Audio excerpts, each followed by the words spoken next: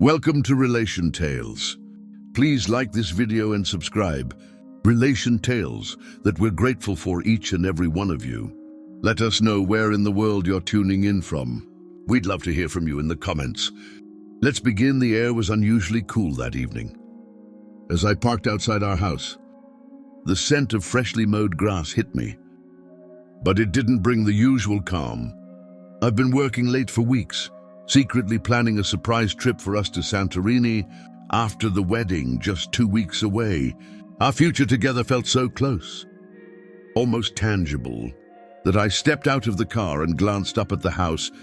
Everything seemed normal, but something stirred inside me, an unease I couldn't quite place. As I approached the door, I caught a glimpse of movement in the window. For a fleeting moment, I thought it was her, excited to see me when I opened the door. She was there, but not in the way I expected. Emily, my fiancée, stood in the doorway, wearing a sleek black cocktail dress. Her hair perfectly styled. She looked beautiful, but the tension in her face said otherwise. "You look stunning," I said, trying to mask my confusion. Did I forget about something special?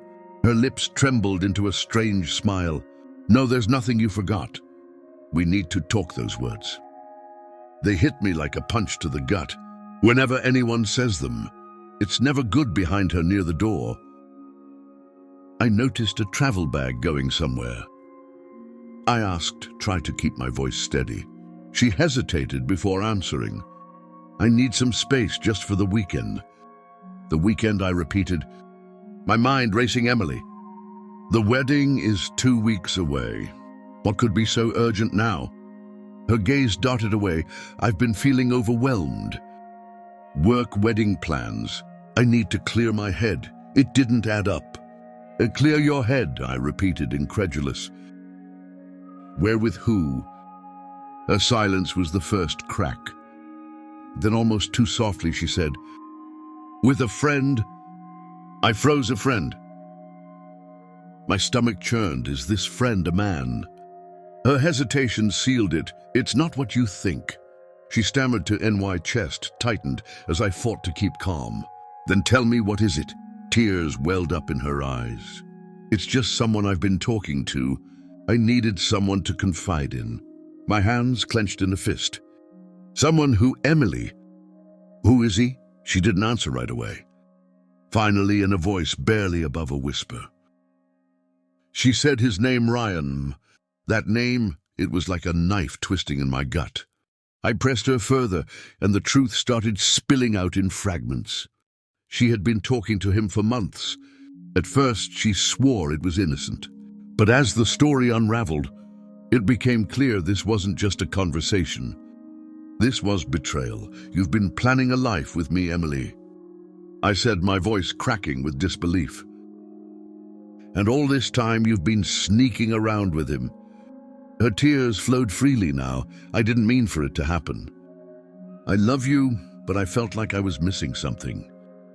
"Missing something," I repeated, anger flaring. "You were missing something. So you decided to destroy everything we've built. For what a fling." She sobbed harder but didn't deny that. I stepped back, my voice cold. "If you walk out that door, Emily, don't bother coming back. This is it." For a moment she stood frozen, clutching her bag. Then, with a whispered, "I'm sorry," she turned and left. The sound of the door closing behind her echoed in my chest.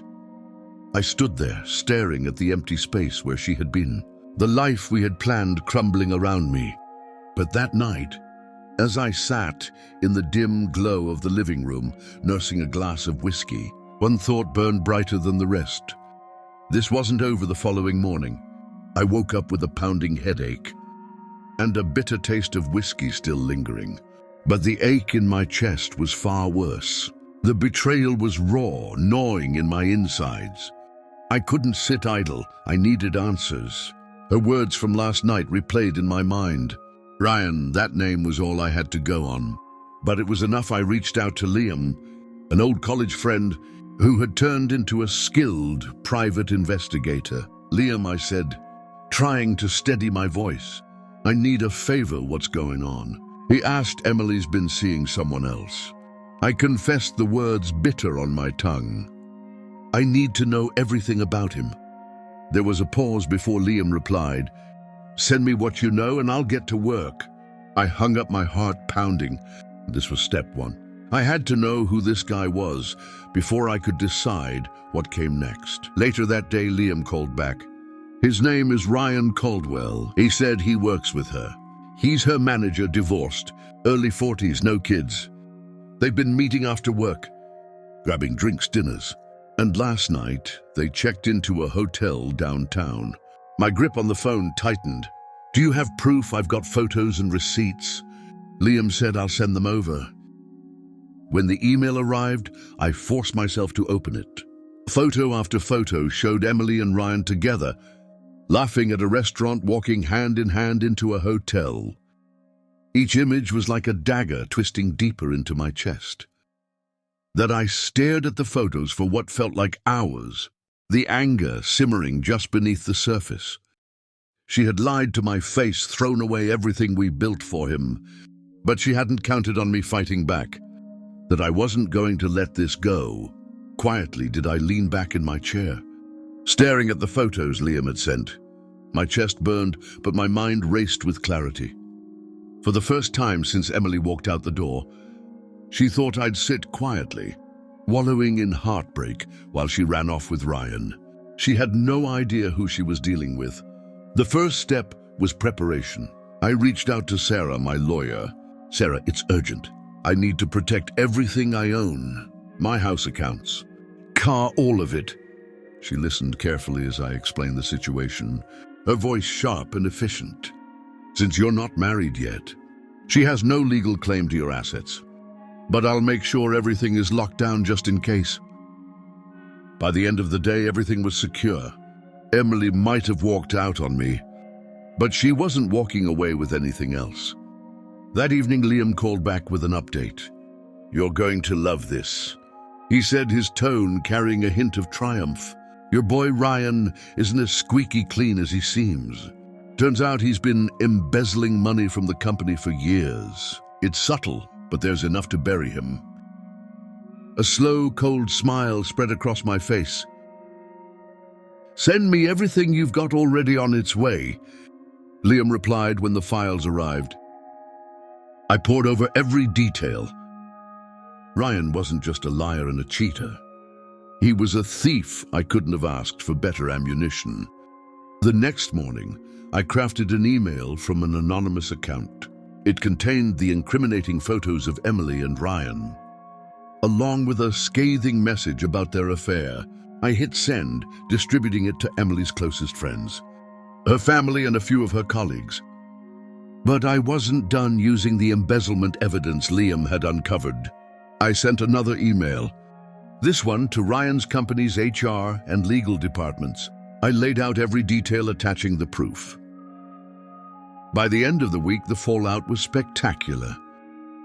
Emily's phone was flooded with calls and messages. Her mother left a furious voicemail, practically disowning her. Friends turned their backs on her, and whispers of the scandal spread like wildfire. Ryan didn't fear any better. By Friday, he was escorted out of his office, his reputation in tatters. But I wasn't satisfied yet. Done. On Saturday evening, Emily showed up on my doorstep. Her face was pale, her eyes red from crying. She looked like a shell of the woman who had walked out on me days earlier. "Please," she said, her voice trembling. "Can we talk?" I crossed my arms, leaning against the doorframe. "What could you possibly have to say?" Emily, tears streamed down her face. "I made a mistake. I didn't know what I was thinking. I was scared of losing myself before the wedding. But I know now I love you. I've always loved you." I let out a bitter laugh. "Love? Is that what you were thinking about when you walked into that hotel with Ryan?" "It wasn't like that," she protested, her voice breaking. "Don't lie to me." I snapped, my voice echoing. "In the still evening air, I gave you every chance to be honest. Emily, and you chose to betray me. You destroyed everything." Her sobs grew louder. I'll do anything to make this right. She pleaded, please give me a second chance. I leaned in, my voice low and cold. You don't get a second chance. Not after what you've done. She collapsed onto the porch, crying uncontrollably, but I didn't care. I had nothing left to give her. Leave, I said. Stepping back inside, we're done. As I shut the door, I felt a strange sense of relief for the first time in days. The weight on my chest lifted, but there was still one final piece of business to handle. That a few days later, Liam called again, and his voice carried the weight of victory. Ryan's been officially charged. He said the company handed everything over to the authorities. They're investigating the embezzlement, and it's not looking good for him. He's facing jail time. I leaned back, satisfaction washing over me. Good, he deserves everything coming to him. But there's more, Liam continued. Turns out Ryan was involved in some other shady dealings, tax evasion and fraudulent contracts. Once the investigators dug in, they found enough to guarantee he'll be in court for a while. That was the icing on the cake. Not only was Ryan's professional life in ruins, but his personal life was about to follow. The final piece of my plan unfolded. The next week, I compiled the evidence of Emily's affair and forwarded it to her company CEO. While she wasn't involved in Ryan's financial crimes, the scandal was enough to tarnish her reputation. Within days, Emily was called into HR and terminated for violating company policy. The fallout was swift and brutal. Without a job, Emily moved back in with her parents. Mutual friends told me she was struggling, trying to pick up the pieces of her life. I didn't feel pity, I felt justified.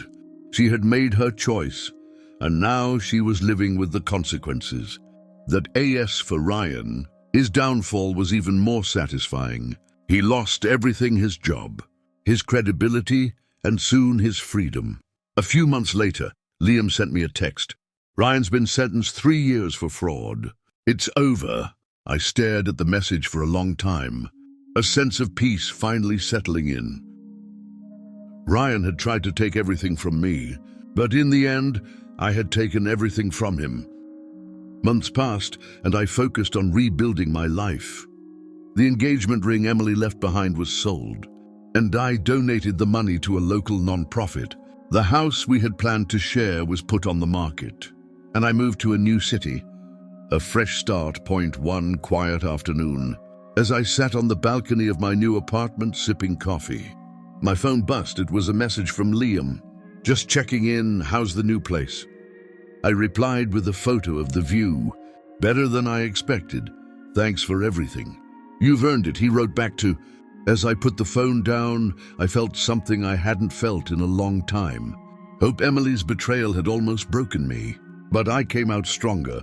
I learned the value of my own resilience and the importance of trusting myself.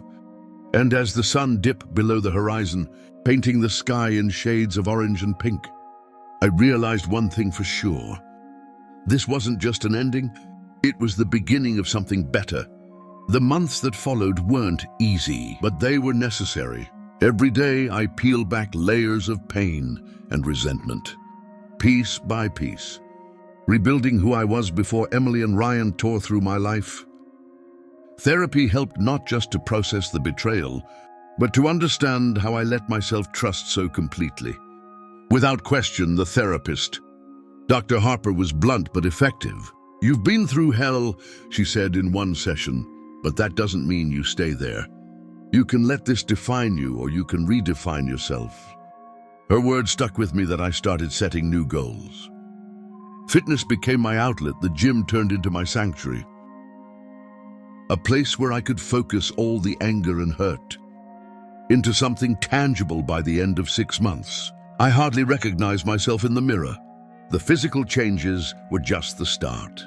They symbolized the deeper transformation, that I took risks in other areas of my life too. Work became more than just a paycheck. I threw myself into projects I once thought were out of my league. I pitched ideas and meetings, networked with industry leaders, and even started taking night classes in business management.